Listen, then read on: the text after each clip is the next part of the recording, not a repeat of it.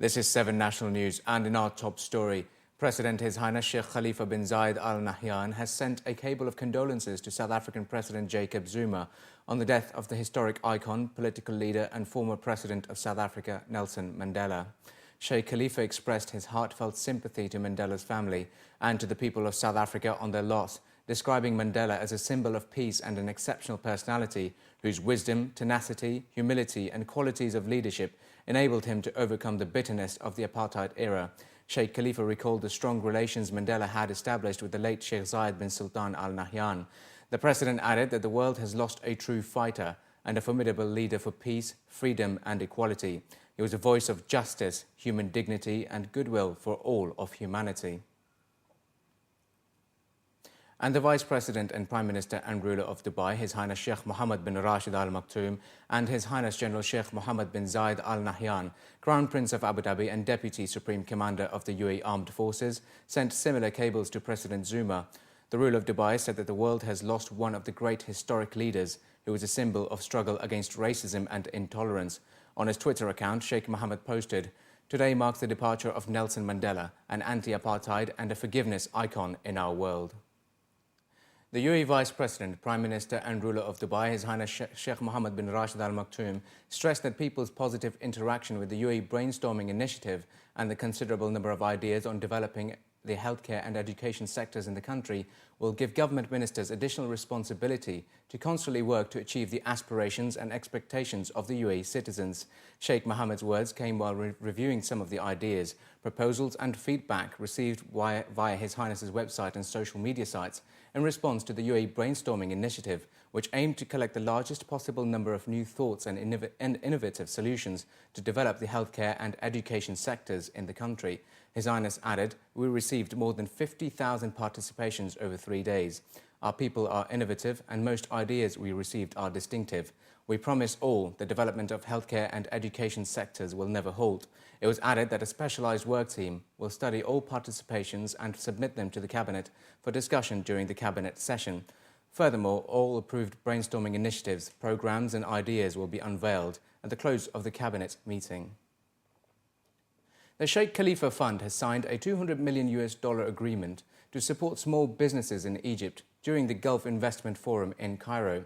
According to the news agency WAM, the Sheikh Khalifa Fund for Enterprise Development and the Egyptian Social Fund for Development had signed an agreement in the Egyptian capital to invest in the development sector of small and micro projects in Egypt. The agreement was signed by Ibrahim Ahmed Al-Mansouri, Operations CEO at Khalifa Fund, and Egyptian Prime Minister Dr. Hazem Bablawi. Under the agreement, the $200 million investment will contribute towards the social and economic advancement of Egypt. As nationwide unemployment in Egypt has reached 13.4%, the agreement aims to create a socio-economic impact throughout the country and boost employment opportunities for women and youth. Arab youth unemployment is costing the Arab world $50 billion annually. That's according to a survey by Arab Thought Foundation. According to local reports, the survey revealed that 1 in every 4 young Arab is unemployed, and the lost job opportunities cost the Arab world $50 billion annually. The survey, which was conducted by the PwC for the foundation and coincided with the recently concluded Arab Thought Foundation conference that was held to shed light on the major challenge of creating an estimated 80 million new jobs by 2020. According to the survey, a lot of cultural factors have contributed to the higher rates of unemployment among Arab youth, with 72% of participants saying that the most important factors include reluctance of national citizens to accept low-paid jobs. Additionally, 96% of participants stated that the education was important for a long-term solution in addressing the unemployment among youth, as 46% of the respondents stated that the local educational system does not qualify individuals to take part in boosting the economy. The 2-day 12th Annual Arab Thought Foundation Fikr Conference concluded in Dubai on Thursday with a call for the Arab world to develop an educated and employable generation through long-term planning.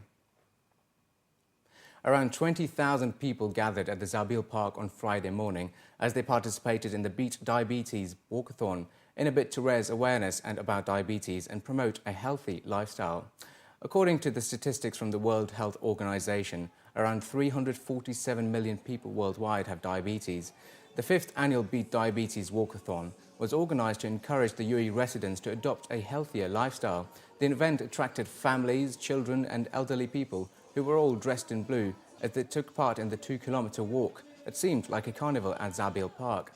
Family activities were organised at the park, including entertainment for the participants with live bands and contests.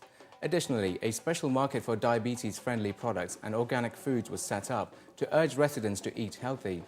According to the organisers, the annual walkathon acts as a reminder for residents to lead a healthy lifestyle and increase awareness of the disease, as the participants were also provided with free blood glucose tests.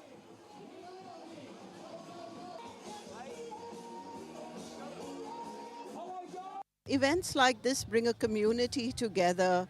Today we are over 20,000 people here, and it's people of all nationalities. But if they're here, in some ways I feel that diabetes would have touched their lives.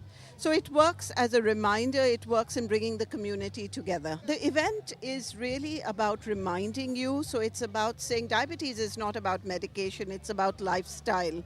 It's about how you do, what you do to be healthy, to keep yourself fit, to eat right, to see that you actually do right by yourself. And to me, it helps you in that. It was a weekend of entertainment over at Abu Dhabi, as more than 300 exhibitors participated in what is believed to be the largest lifestyle event in the Middle East. Around 50,000 visitors attended the 3-day life and style show that took place from the 5th to the 7th of December at the Adnec. The event comprised of 6 individual events that included gizmos, gadgets and tech, toys, hobbies and games, home and living, fashion and beauty, speed and power, and sports and leisure. Each event had an array of activities that include catwalk shows showcasing the latest fashion trends, demos and a host of fun entertainment for the children. According to the organisers, the event aimed to be a shopper's paradise and a venue for exploring the latest trends. One of the highlights at the fashion and beauty event was the idea of sustainable clothing, as well as reselling of pre-owned clothes.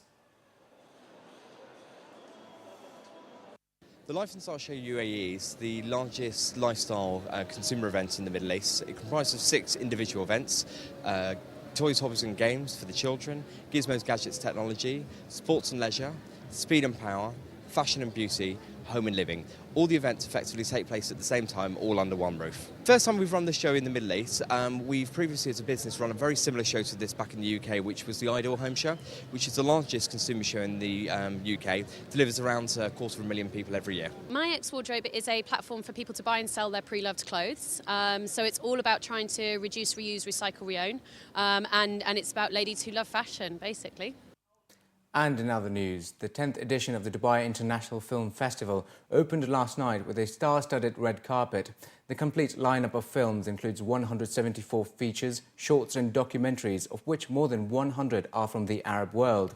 The opening gala red carpet was a glittering affair, boasting award-winning Hollywood talent with Martin Sheen and Kate Blanchett, directorial giants such as Jim Sheridan and the brightest Arabian stars. The landmark edition is also a reflection on the growth of Dubai and the Arab film industry. The film Omar, by Academy Award-nominated and Golden Globe-winning Palestinian director Hani Abu Assad, raised the curtain on the festival. Omar is also representing Palestine in the foreign language Oscar race. In essence, you know, a few years ago, a lot of the time with the Troubles in Ireland, they were the bad guys, and I see the similar kind of stereotyping with the Arab world, and everybody's kind of loaded into one boat, and it seems crazy. And you know, it's very difficult sometimes for people to have empathy, but it's really important to develop, because without empathy the world's a dangerous place. And I'm all for people getting to know each other and understand each other, and cinema is like part of the process of establishing new culture. Omar is a love story inspired by true events, and it's a very special movie to me, because part of it it's autobiographic, part of it is imagination, but I hope this film will get the attention of the youth, because it's a youth film. Martin Sheen was honoured with the Lifetime Achievement Award, with more than 80 films under his belt, spanning across 5 decades. Sheen has also been a hugely politically active force throughout his career, with a strong social conscience. It is a deeply personal art form, and it's universal. So cultures can speak to one another. Sometimes the best contact that people have is with each other in grassroots fundamental exchanges, artistic exchanges, and that sometimes leads to governments understanding each other better. You know, artists have a big responsibility, and they have an opportunity as well to reach out to other cultures, and you know, our common humanity is what's expressed in film. Film is the youngest art form ever. You know, it's all the other arts combined, and now it's so much a part of every culture on earth that it is a way you can really reach people on very deeply personal levels, you know.